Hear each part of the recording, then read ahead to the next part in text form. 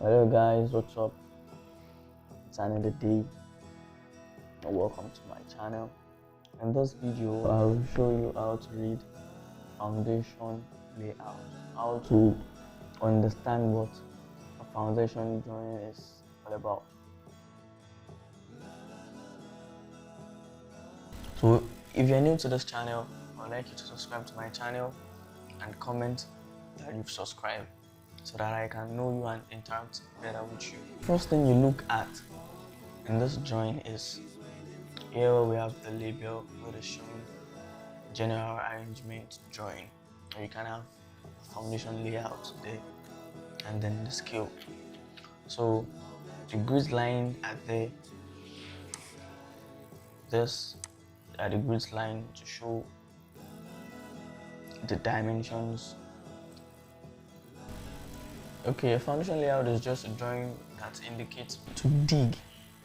It is just, that is it. So a foundation layout shows a kind of a portion that we need to excavate in order to place our block, or in order to place our wall, in order to place a partition wall or a load bearing wall. So on the general arrangement drawing, we have the column and then we have the wall. So here is a column and here we have our wall here, and this space are provided. They are called working space, and a working space is just for the layer, the mensa, to have this space to work in, you understand? So we have the working space and then we have the wall space, and here we have the column here, which shows the section of the foundation layout.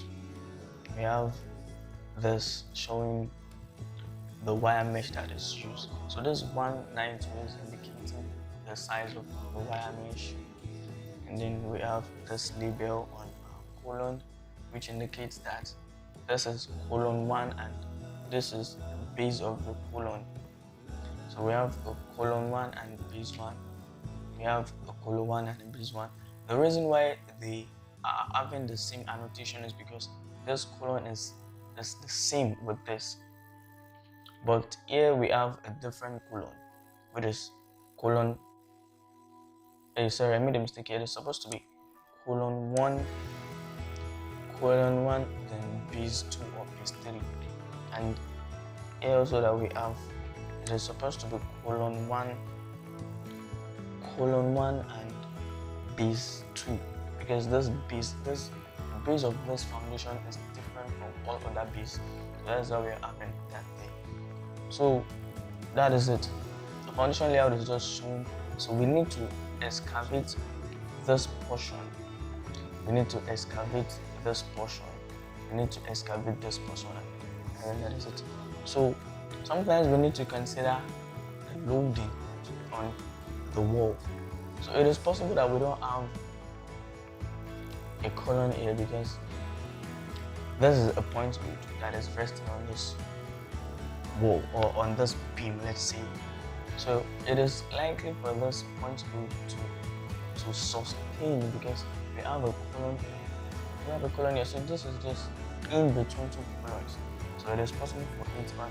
If you think, or if you really want to put it, you can put it there. But just you want to do it, you just want to do it like that.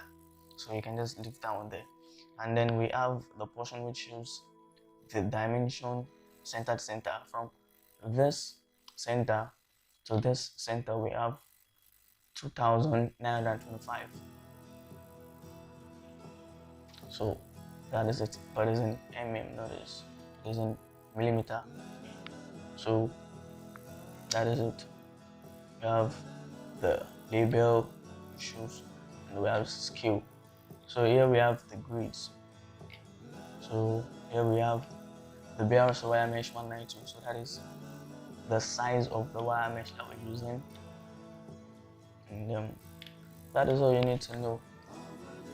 Oh, yeah, depending on how complicated the layout might be. So that is what can just give you some headache. So guys, subscribe to my channel. I post videos like this, short tutorials, and I share some knowledge with you. I share architectural knowledge and civil engineering knowledge. So subscribe to my channel and comment that you subscribed. Thank you.